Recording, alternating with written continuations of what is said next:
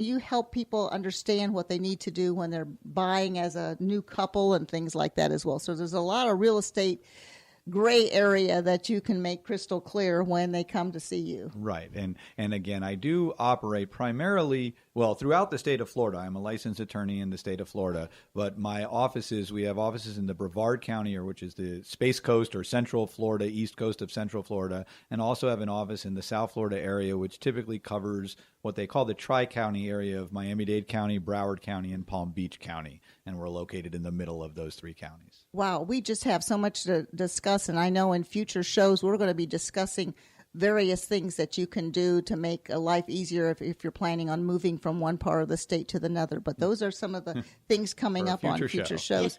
So today's show, we were talking about what is equity and how can I use it.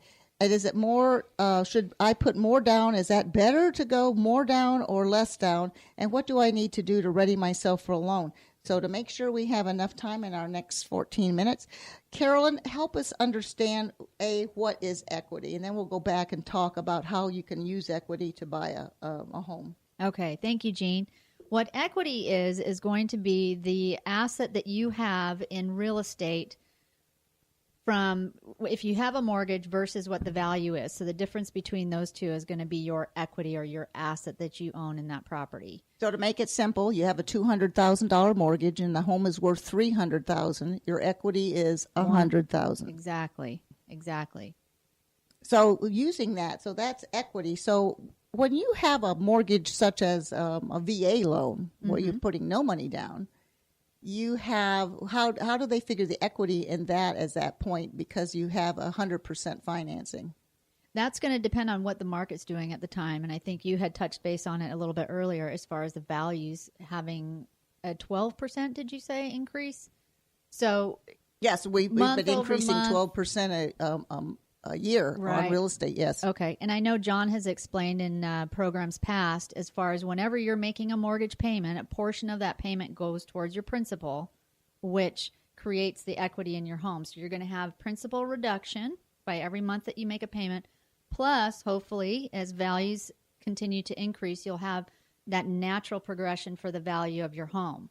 And how we determine what that equity would be on an appraisal. So equity is your own money when you put it down, as well as the difference between your mortgage and what your home is worth. So on a VA, where you're putting no money down, that first year, technically you don't have any equity. Right. But as unless if you have a great realtor like Jean, and I magically make equity. Yes. Well, a lot of times too, you have that negotiating skill, and you find that veteran that perfect house, and that's a great house for them. And in the negotiating, the sales price that you both have agreed upon with the seller, and then the appraiser comes in and he takes a look at the appraisal, and he looks at the property, and he or she decides that value is actually worth maybe a little bit more than what the actual purchase price was. So they could have what's called instant equity. Instant equity on that.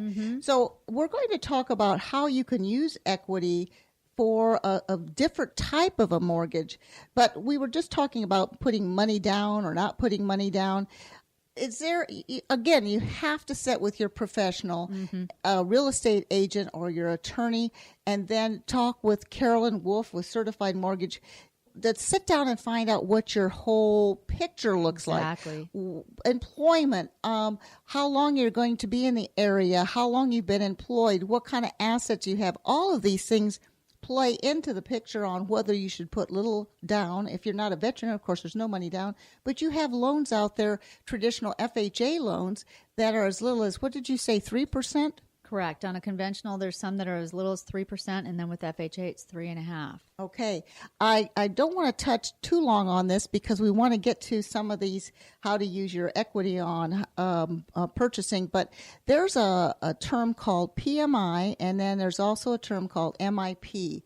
Could you explain what those two terms are and how they're used in a mortgage? Right. Okay. Good question. So PMI is private mortgage insurance, and that is mortgage insurance that is done on a conventional standard mortgage if the client is putting less than 20% down.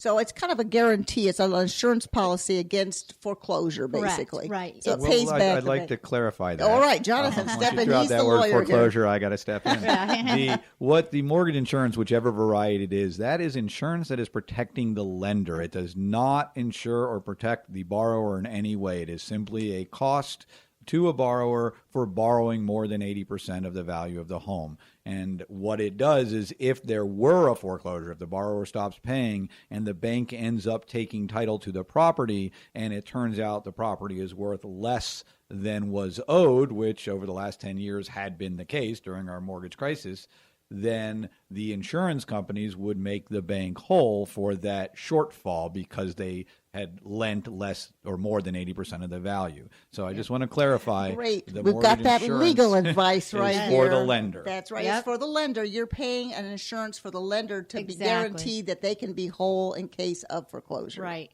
Or The consumer something. pays the premium, but it is for the lender.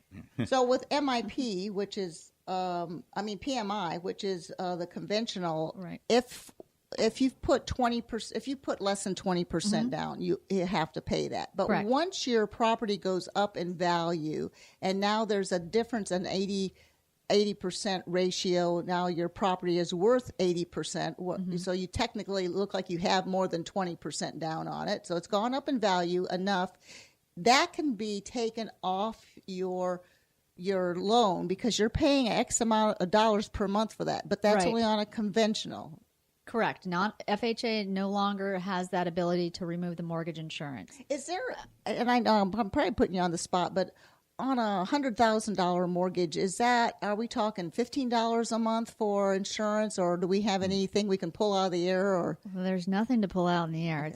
It's not complicated, but it depends. Are you putting 3%, 5%, 10%? that all makes that difference on that. Yes, and credit score, second home, or if it's a primary residence. Okay. So there's a lot of different factors involved in it. So no matter what it is, whether it's $50, $15, doesn't matter. That'll go away on a conventional loan once the property has an 80-20 value. Not necessarily. How Okay. it works is there is a disclosure. So the private mortgage insurance will come off with normal monthly payments once it reaches 78% loan to value. 78, okay. Right. But depending on the lender and the type of terms, you can sometimes, go, usually it's about 2 years. They want to keep that mortgage insurance premium there for 2 years. And after 2 years, if you know your value's up, we can contact Jean to see what she thinks as far as a professional realtor, what the value is, and we can request an appraisal be done and then have it removed. But it can vary. It could be 2 years. It could be 3 years. It kind of depends I on the did want to lender. interject again, just to be clear on the legal parts of it. Yes. That's what's when great it about is having an attorney I here, know. right? when it is the PMI variety, it does automatically drop off at 78% based on the original purchase price and the original loan amount and the fact that you're paying down the debt every month. So Right. that's an automatic, and at closing you'll get that date when it's going to drop off.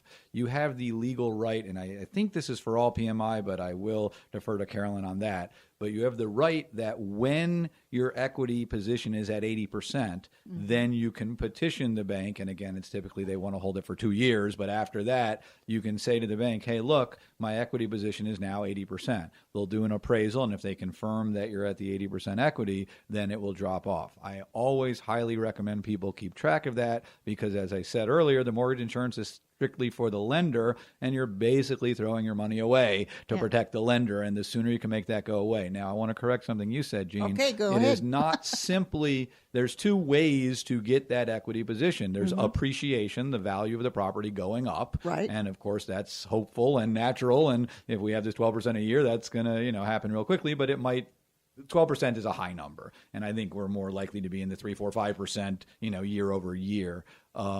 And again, hopefully I'm wrong, and hopefully the rates keep going up, but we don't want to have another burst.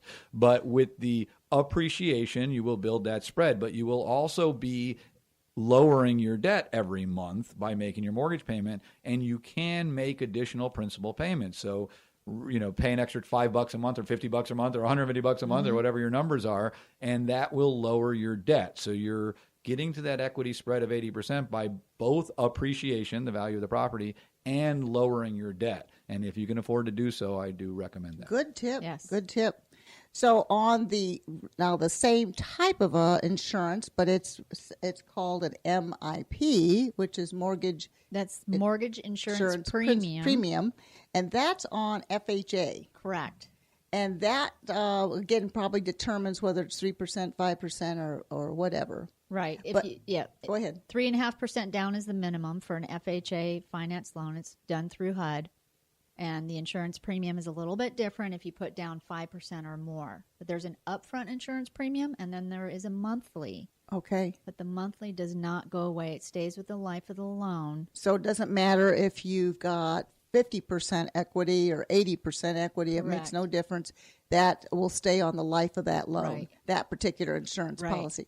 So those are the kind of things you need to know when you're sitting down and deciding what your monthly mortgage payment's going to be, because some of these mortgage payments are including things that you weren't planning on. Right. You maybe we always didn't realize that you have a $45, $50, could be whatever, a month on this special insurance policy that may or may not go away depending on what kind of loan you have. And this is jumping off from our direction of the show, but I think it's an important time for it. Is one of the earlier questions was, what is the equity in my home and how can I use it? And the equity that we've just discussed and how to build the equity by maybe making a little extra principal payments, appreciation of the property, at some point, it would behoove you to speak with Carolyn about refinancing, because as rates go up and or down, of course, if they go up, you're not going to want to refinance. But when rates are down, those of you who are listening who are not looking to buy or sell your home but are still looking for real estate tips, interest rates are down right now. And maybe you bought a home a few years ago when the rates were higher. Of course, there's an opportunity to lower your payment. But maybe it's not worth lowering it just strictly from the interest rate, but maybe you have that FHA MIP premium. And as I say, that's throwing money away. So your interest rate and your mortgage payment might be one thing, but if you're adding that MIP to it, you might be able to make that go away with a refinance. And again, somebody like Carolyn can help you with that. Exactly. And as usual, we always are running out of time just when we start getting into some great subject matter here. But one of the things that we talk about at Your Hometown Solutions, and you can go to our website at yourhometownsolutions.com, is we want to work with people, especially seniors and boomers who maybe have been in their home for 25, 30 years, and they're trying to make that decision whether they should stay or they should go, just like that song says, should I stay or should I go? And they're trying to figure out, well, what do I need to do? Maybe I don't have income coming in to purchase another home, but my house is paid off, or maybe I have a very small mortgage. We've only got about 2 minutes to talk a little bit about HECM loans, but let's touch enough on it that it interests someone out there and they can give you a call, Carolyn Wolfe at Certified Mortgage Planners, and learn a little bit more about HECM. Okay. How can a 62-year-old or older find a new home by using the equity in their current home, or staying there if they need to stay? Okay, good question, Jean. If they're looking to purchase a home, a lot of people don't realize that they can use the HECM, and it stands for Home Equity Conversion Mortgage. A lot of people know the word reverse mortgage. It is tied to reverse mortgages. It's done through FHA. They do regulate the rules. But what a lot of people don't realize is, especially as seniors, they want to pay cash because they don't want to have a payment. And that's really the main reason why they're using cash. But there's another avenue that they can do and not use all of their cash, use a good portion of the cash and still not have a mortgage payment, but also still have roughly about 50% of that cash they thought they were going to have to pay to buy the house outright. I know we need to have you on for half an hour just talking about HECM loans, because as soon as people hear reverse mortgage, they've got a thought in their brain of something that years ago the reverse mortgages aren't like they are now. They're guaranteed by FHA. Right. There's a lot of things that are favorable for that not mortgage or. I always get the two mixed up. Right. You just mixed it up again. Did I mix it up again? All right. So when you're borrowing, technically you're borrowing against your own equity. Correct. So and it's still your home. It's home and so the forth. Equity is still your equity. Right. It's still a mortgage. It's just done in a different way. Exactly. And I make this simple, and I know this isn't probably the correct way to do it, but I said it's very similar to when you're borrowing against your own life insurance policy or your own 401k. It's your money. And you have the right to pay it back if you want to or not. But the point is, if you don't put it back in, you don't have it to take out as far as an insurance or a 401k. I know that's a simple way of saying it, but we only have a couple seconds left. So Carolyn Wolfe, give out your phone number real quick. Okay, my phone number, the best one is my cell.